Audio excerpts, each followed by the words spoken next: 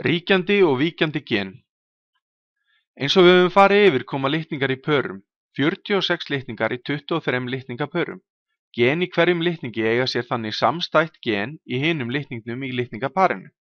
Þessi gen eru kölluð genasamsetta. Gen, eitt eða fleiri, móta flesta eiginleika okkar.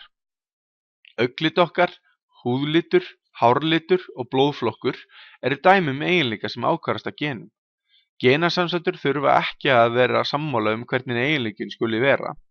Oft það þannig að ein genategund ríkir yfir annarri, þannig að ef það gen mætir öðru geni í genasamsettu, þá ræður það eitt hvernig eiginleikum við fáum. Þessi gen eru kölluð ríkjandi gen. Gen sem víkja fyrir þeim eru síðan kölluð víkjandi gen. Dæmi ríkjandi gen er gen á 20. litningi sem veldur því að prótín brotna saman á rangan hátt og valda því að svæði í heila verður frauðkennt. Sjúkdómurinn sem af þessu leiðir verður til þess að viðkomandi hættir að geta sofið, missir vitið og deyr á endanum úr afleiðingum þess. Það skiptir engu hvort maður hefur heilbrigða genið á hinum litningnum í samsætunni. Sjúka genið ríkir yfir því heilbrigða. Það er síðan helmingslíkur að manneskja með sjúka genið miðli því áfram til barns síns eins og betur verður rætt hér á eftir. Dæmi ríkjandi eiginleika sem stjórnast af fleiri en einu geni er brúnn augnlitur, sem er ríkjandi yfir til dæmis bláum augnlit. Þannig vitum við að einhver með blá augu hefur fengið eiginleikana frá báðum foreldrum. Einhver með brún augu getur hins vegar verið með bæði brúnan og bláan eiginleika. Meðan sá brúni til staðar mun sá blái ekki koma fram. Brúni eiginleikin ríkir yfir þeim bláa og augun verða brún.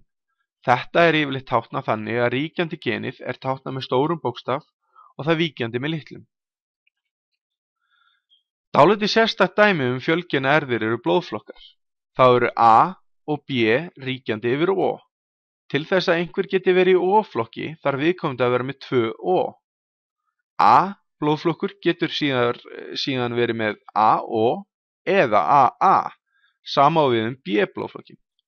Ef aftur á móti A og B mætast er einstaklingurinn í AB flokki því bæði genin eru ríkjandi og koma því bæði fram.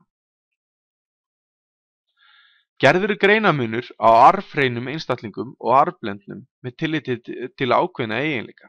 Sá sem hefur blá augu er augljóslega arfhreinn, en einhver með brún augu getur bæði verið arfhreinn með 2 stór B eða arfblendinn með 1 stórt B og 1 lítið.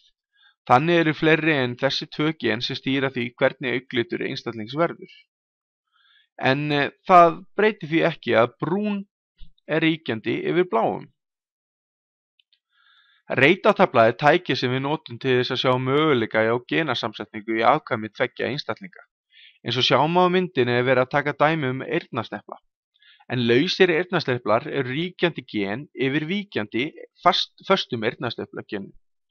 Hér er faðirinn með lausa eyrnasnepla í báðum genum í genasamsætunni og móðirinn með fasta eyrnasnepla í báðum genum í genasamsætunni. Þau eru því bæði arfhrein með tilliti til þessa gens. Öll börn sem þau eignast verða þó arfblendin með bæði gen fyrir lausa eyrnasnepla og fasta eyrnasnepla. Þannig að við vitum að þau verða með lausa eyrnasnepla, því lausir eyrnasneplar eru ríkjandi yfir föstum eyrnasnepla. Á þessari mynd er önnur reitatabla en hér eru báðir foreldrar með lausa eyrnasnepla en aðeins með 1 ríkjandi gen í stað 2 eins og á síðustu mynd.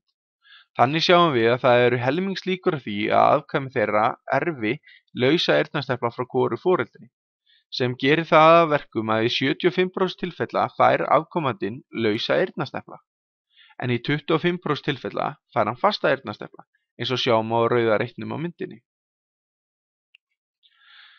Það eru oftast fleiri en ein genasamsetta sem ræður útkomunni. Þess vegna erum við svo fjölbreytt.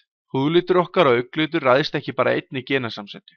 Og þess vegna erum við til dæmis ekki bara með brún augu eða blá augu, aðrir litir koma þarna inn, vegna þess að það eru önnur gen sem hafa eitthvað að segja hvernig þetta verður.